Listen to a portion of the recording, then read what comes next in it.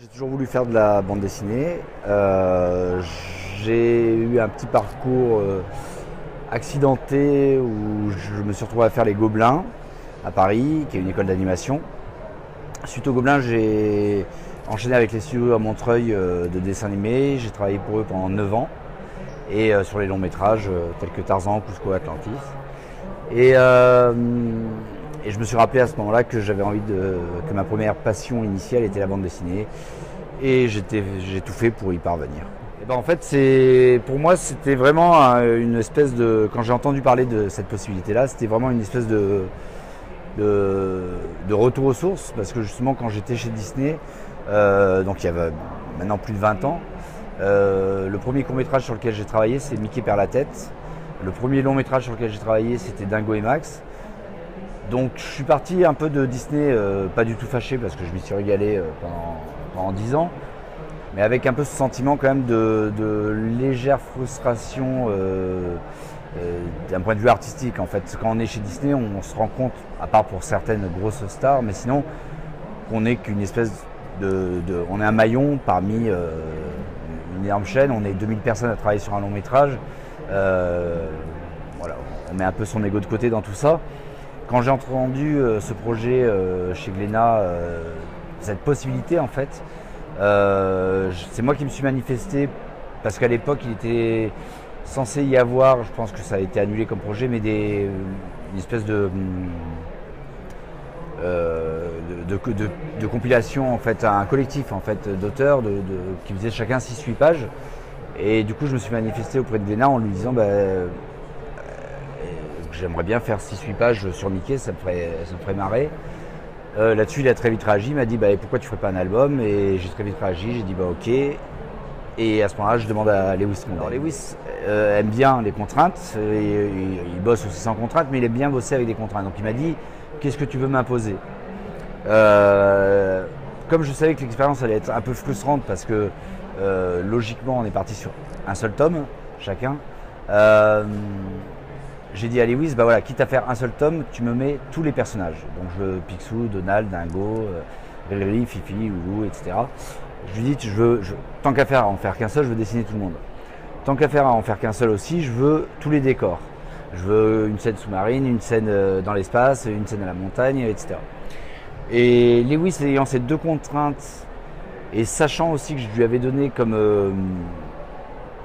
un petit peu direction artistique, d'avoir un album assez vintage en fait, est venu petit à petit à cette idée de et si on avait retrouvé un magazine, et surtout qu'en fait lui ça lui permettait de pouvoir satisfaire ma demande qui était de voir tous les personnages et tous les décors, mais dans un album de 44 pages, parce qu'en fait en 44 pages tu pouvais pas tout rentrer. Donc on s'est dit voilà, c'est une bonne solution, on enlève tous les passages de transition, tous les passages un peu chiants, finalement, pour avoir un truc dense dans lequel il y aura tout.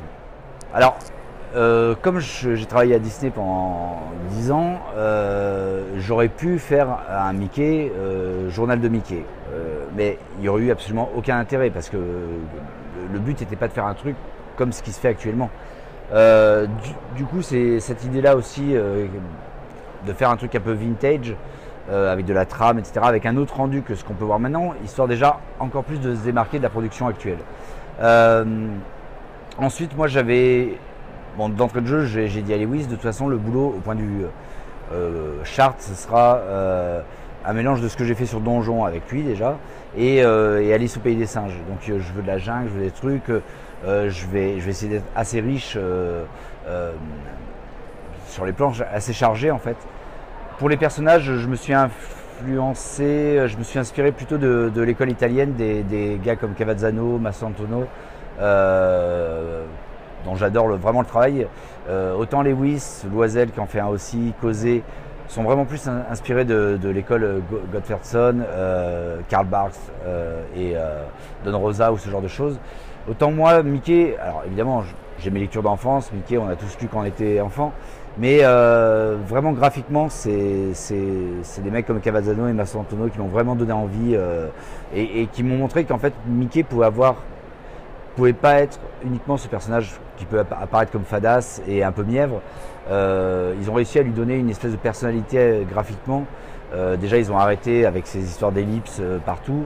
On a des trucs beaucoup plus ovales, on est dans une espèce de truc un peu dynamique. Et ça correspondait bien avec ce qu'on voulait raconter, avec un truc un peu frénétique finalement. Il y a un an, c'était au Salon du Livre de Bruxelles. J'avais fait 3 pages et du coup j'ai été voir Jacques Léna et je lui ai fait part de mon envie d'enchaîner sur un 2e tome. Donc il a évidemment de suite calmé mes ardeurs en disant que pour l'instant on savait pas quelle allait être la réaction des gens sur quelque chose comme Mickey en fait, parce que pour certaines personnes c'est effectivement attractif, pour d'autres c'est qu'une machine commerciale un peu à la Disneyland et ce genre de choses quoi.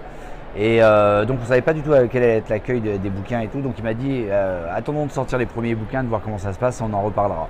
L'album est sorti il y a 2 semaines et du coup je pense qu'il va être temps d'en reparler effectivement. Moi je le savais de toute façon dès le départ que ça allait être frustrant et effectivement quand on arrive vers la fin de l'album on se dit ah bah mince il reste 3 balles. J'ai l'habitude de faire des séries jusqu'à présent, donc c'est vrai que j'ai du mal à me dire qu'un album c'est des personnages auxquels on peut s'attacher, qu'on a envie de faire graphiquement, on arrête de les dessiner après un album en fait. L'univers Disney, écoute, j'avoue que j'ai eu du plaisir à les dessiner tous, d'autant plus qu'à part Mickey et Donald, que j'ai dessiné quand même pas mal, mais sinon les autres ça a été 1, 2 ou 3 cases, quoi, vu que c'était le principe un peu d'essayer de mettre tout le monde, quoi. J'aurais aimé dessiner beaucoup plus Patibulaire et les Raptous, parce que graphiquement je les trouve vraiment sympas. Et d'ailleurs je m'en suis un peu inquiété pendant l'album parce qu'à un moment donné ils apparaissent, je sais plus, vers la page 10, en tout petit. Et puis après on dessine 10 pages, 20 pages, et puis à un moment donné je rappelle Lewis, je lui fais oh, t'as pas oublié, tu les as mis à un moment donné, là ce serait bien qu'ils reviennent. Une fois, non, ils vont revenir à la fin, ils vont se faire casser la gueule, et puis c'est tout. Alors voilà. Donc en fait il y a une espèce de frustration, comme je disais, de les avoir tous dessinés qu'un peu finalement. Parce que ils sont tous sympas à dessiner. Alors après c'est rigolo parce que ce que j'ai peut-être moins aimé dessiner, c'est pas Donald en tant que tel, mais tout ce qui est les becs. En fait, on se rend compte qu'il n'y a pas un seul dessinateur qui fait le bec pareil, avec tous des espèces d'astuces graphiques. Alors j'ai essayé de trouver les miennes aussi, mais c'est vrai que c'est un petit peu chaotique ça. Mais j'ai bien aimé en fait, je me suis rendu compte de plusieurs choses. Déjà, la première chose qui m'a marqué quand j'ai commencé à les dessiner, c'est vraiment une remarque inintéressante et toute bête, mais qui moi m'a fait cogiter en fait, c'est que je me suis rendu compte que Donald était blanc avec un haut sur lequel il y a 2 boutons jaunes et que Mickey était noir avec uniquement un bas sur lequel il y a 2 boutons jaunes. Alors je me suis demandé quand ils les ont créés, est-ce qu'ils ont voulu faire, je sais pas, une dualité ou alors si ça n'a absolument aucun rapport, mais c'est bizarre qu'il y en ait un qui soit le cul à l'air et l'autre c'est le torse à l'air, etc. J'ai pas bien compris. Je me suis rendu compte aussi finalement que dessiner Minnie, en fait il suffit de dessiner Mickey et de rajouter des cils et du rouge à lèvres et un nœud dans les cheveux et on a Minnie. Que dessiner Picsou, on dessine Donald et on lui rajoute juste des rouflaquettes et 2 petites lunettes et un chapeau et on a Picsou. Finalement c'est tous les mêmes modèles quoi, mais hallucinant à quel point c'est vraiment le même modèle, c'est juste des petites choses en plus, et je trouve ça c'est assez incroyable parce que en fait on se rend compte à quel point, et je pense que c'est ça qui fait aussi la force de ce genre de design de personnage, mais si on regarde la BD actuelle ou même passée, il n'y a pas de précédent comme ça, il n'y a pas de design qui sont des copier-coller avec juste des éléments qui changent quoi. Et en fait j'ai découvert à quel point tout ça était riche, simple et efficace. Je vais sortir de Walt Disney et puis je vais dire Giro, hein, qui doit être à peu près 98% des réponses. Mais voilà, j'aurais peut-être dit Otomo, j'aurais peut-être dit certaines autres personnes que je trouve absolument géniales et fantastiques, mais il se trouve que je trouve que Giro, Moebius, j'ai l'impression qu'il regroupe tous ces auteurs-là. Donc visiter son crâne quelques instants pour voir comment il pensait, ça doit être juste surréaliste parce que on arrive toujours à décortiquer l'œuvre de quelqu'un, etc. Mais quelqu'un comme Giro, Moebius, cette espèce de dualité et tout ce qu'il a fait, il l'a fait tellement à fond et à la perfection. Je crois qu'il n'y a pas un faux pas, quoi. Même quand il dessinait n'importe quoi, il y avait toujours une espèce de style, d'élégance ou de choses qui faisaient qu'on l'identifiait parfaitement. Donc oui, ça serait lui. Ouais.